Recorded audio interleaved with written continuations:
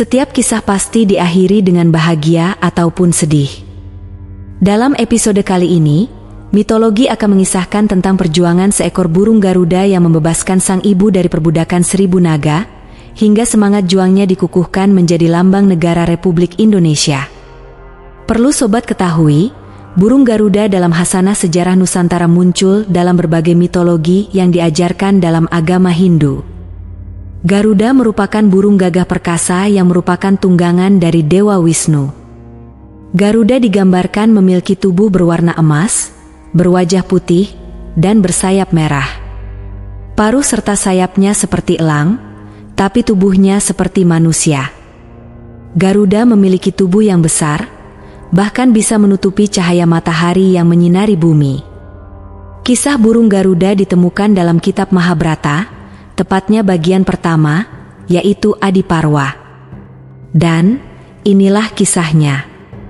Diceritakan bahwa Garuda merupakan anak dari Begawan Kasyapa. Begawan ini memiliki 2 istri, yaitu Sang Kadru dan Sang Winata. Setelah sekian lama menikah, kedua istri Begawan Kasyapa tidak memiliki seorang anak. Akhirnya Kasyapa memberikan 1000 telur kepada Sang Kadru dan 2 telur untuk Winata. Tak lama kemudian telur Kadru menetas menjadi 1000 naga. Sementara, 2 telur Winata tak kunjung menetas. Merasa malu, Winata akhirnya memecah 1 telur tersebut. Keluarlah seekor burung kecil yang belum sempurna bentuknya, cacat tak berkaki, diberi nama Aruna yang kelak dikisahkan menjadi kusir Dewa Matahari atau Surya.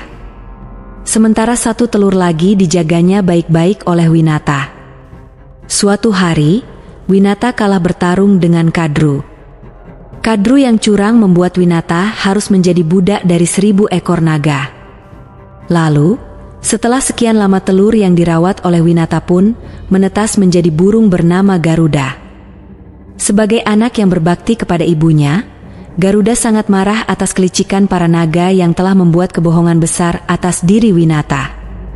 Dengan kemarahan yang meluap, Garuda menyerang para naga. Berkat memiliki kekuatan yang seimbang, pertempuran tersebut berlangsung dalam waktu yang lama. Karena pertarungan yang lama, para naga bersedia memberikan pengampunan kepada Winata asal Garuda bisa membawa air kehidupan milik dewa. Akhirnya Sang Garuda menyanggupi permintaan itu dan pergi ke Hayangan untuk mendapatkan air kehidupan. Saat perjalanan menuju Hayangan, Dewa Wisnu pun bertanya alasan burung besar itu pergi ke Hayangan. Setelah dijelaskan, Dewa Wisnu pun berjanji akan memberikan air kehidupan dengan syarat Garuda mau menjadi tunggangannya. Setelah diberi air kehidupan, Garuda pun kembali untuk membebaskan ibunya. Namun, sebelum diberi kepada para naga, air kehidupan yang ditaruh di atas alang-alang itu diambil oleh Dewa Indra.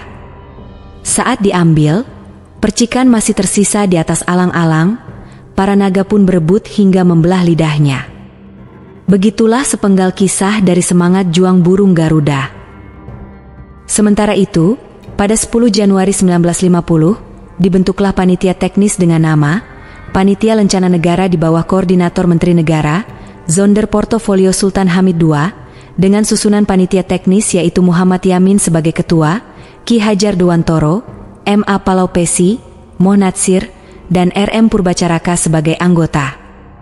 Panitia ini bertugas untuk menyeleksi usulan untuk rancangan lambang negara yang nantinya akan dipilih dan diajukan kepada pemerintah.